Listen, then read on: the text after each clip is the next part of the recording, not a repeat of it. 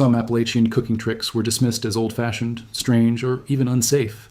But when we look closer, some reveal something fascinating. These cooks didn't have modern laboratories, digital thermometers, or food science textbooks. They had observation, experience, and generations of lessons passed from one kitchen to another. And today, modern food science can explain why some of those simple tricks actually worked. Before we get into them, there's something important to clear up. The word banned can be misleading. Not every technique on this list was literally outlawed. Some were discouraged, some became uncommon, some were replaced by modern methods, and others became controversial because food safety knowledge changed. So we're going to separate the clever traditions from the ones that really should stay in the past. Number one starts with something almost every old Appalachian kitchen understood: slow cooking. Tough beans, vegetables, and inexpensive cuts of meat could become surprisingly tender when given enough time. Without pressure, cookers, and modern appliances, cooks learned to use steady heat and patience. The pot might sit over a low fire for hours while the rest of the day's work continued. Modern food science explains part of the magic. Prolonged gentle cooking helps break down tough structures and allows flavors to develop gradually. Number two was soaking dried beans before cooking them. It sounds simple, but it could make a major difference in the kitchen. Dry beans can take a long time to soften, especially when they are old or stored for extended periods. Soaking gives water time to move into the beans before they reach the cooking pot. That can reduce cooking time and help produce a more even texture, although the exact result depends on the type and age of the beans. Number three was saving cooking water instead of throwing it away. In a kitchen where nothing was wasted, that cloudy liquid could become useful again.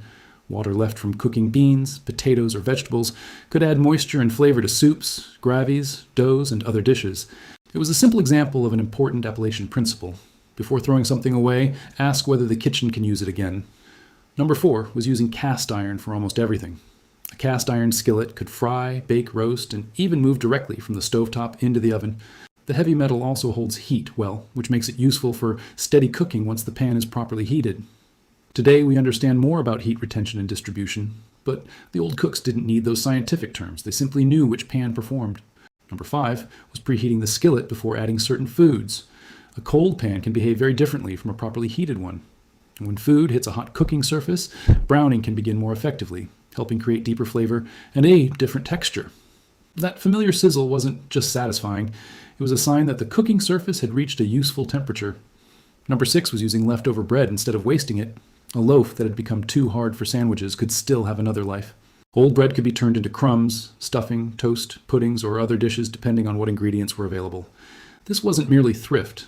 It was a practical food system built around stretching every ingredient as far as possible. Number seven involved cooking with rendered fat. In many traditional kitchens, useful cooking fats were saved rather than discarded. They could add flavor and help foods brown during cooking. A small amount could also make simple ingredients feel richer and more satisfying.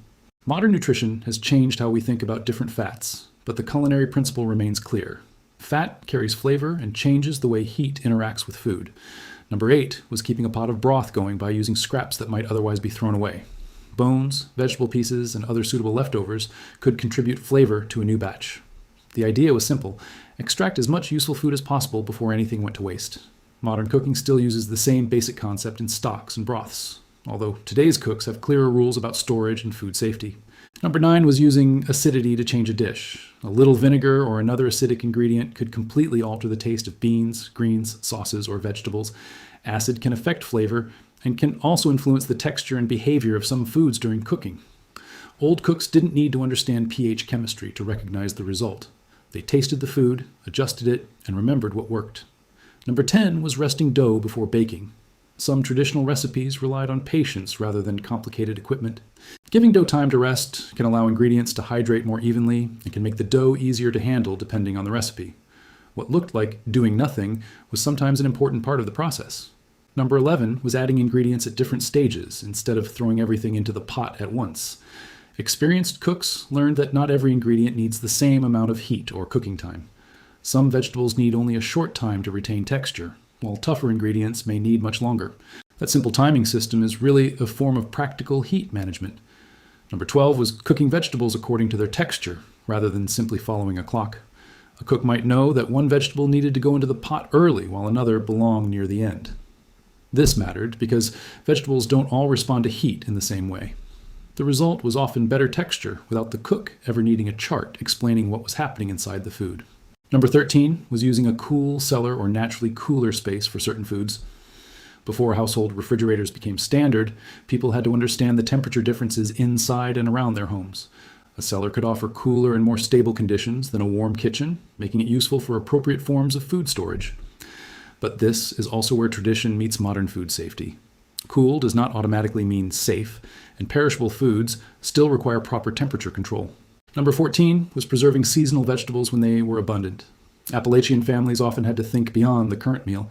When gardens produced more than the household could immediately eat, preservation became a way to carry that harvest into another season.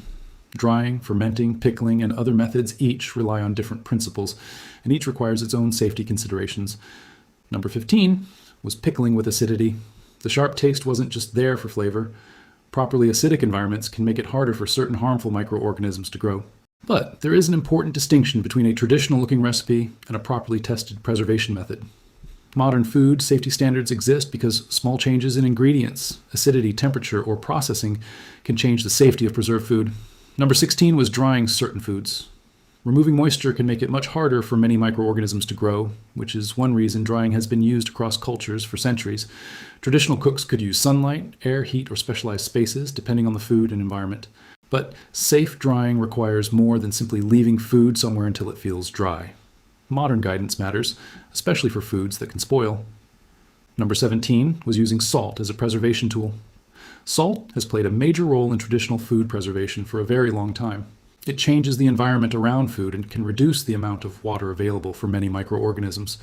But salt alone does not make every food safe, which is why modern preservation methods are more precise than old kitchen rules. Number 18 was using smoke to preserve and flavor certain foods. Smoke could give food a distinctive taste, while traditional smoking methods were also associated with preservation. The science behind preservation is more complicated than simply exposing food to smoke, however. Temperature, moisture, time, and handling all matter. So while the old technique has a fascinating history, modern food safety guidance should take priority over copying an uncertain traditional method. Number 19 was making use of every part of an animal that could reasonably be used. In a household where food required significant effort to produce or obtain, waste was expensive. Bones could contribute to stock, certain trimmings could be incorporated into other dishes, and usable leftovers could become the foundation of another meal. This was less about a secret recipe and more about a completely different attitude toward food. Number 20 was reheating leftovers creatively instead of simply serving the same meal again. Yesterday's ingredients could become today's soup, casserole, hash, gravy, or another completely different dish. The trick was changing texture and flavor enough that the food felt new. But leftover food still needs proper storage and reheating because creativity in the kitchen doesn't replace food safety rules. Number 21 was using steam and covered cooking to soften food. A covered pot traps heat and moisture, creating a different cooking environment from an uncovered pan. That can be especially useful when the goal is to soften ingredients without letting too much moisture escape.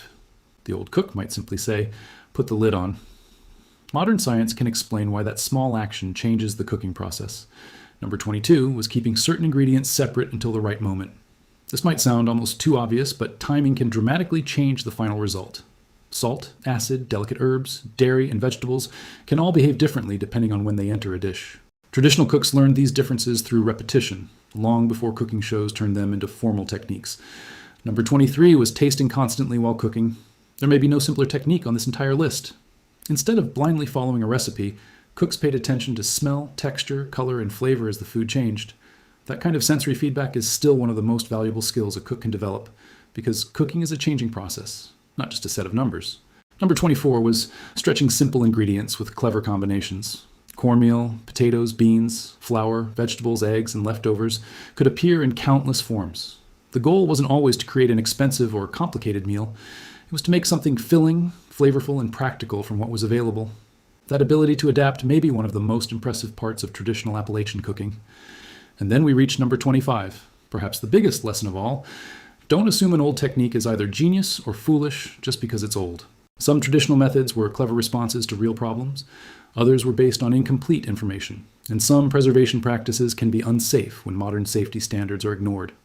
The real genius was the willingness to observe, remember, adapt, and pass useful knowledge to the next generation. That's what makes these Appalachian cooking traditions so fascinating. They weren't secret laboratory experiments performed by people who somehow knew modern chemistry. They were practical solutions created by families working with limited equipment, seasonal ingredients, and the constant need to make food last. Generation after generation, cooks watched what happened, remembered the results, and adjusted their methods. Modern food science doesn't prove that every grandmother's kitchen rule was correct. In fact, sometimes science shows us exactly where an old practice had limitations.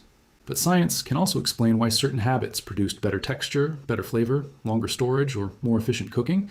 And that is where the story becomes much more interesting than simply calling everything old-fashioned. The biggest lesson isn't that Appalachian cooks secretly understood modern food science. They didn't have the tools or terminology we have today. Their knowledge came from observation, repetition, necessity, and experience. Modern science simply gives us another language for understanding some of the results they discovered.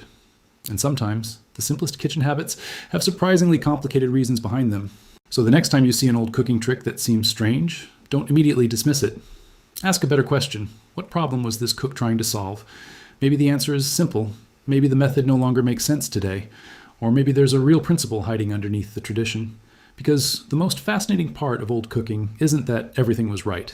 It's discovering why some of it worked.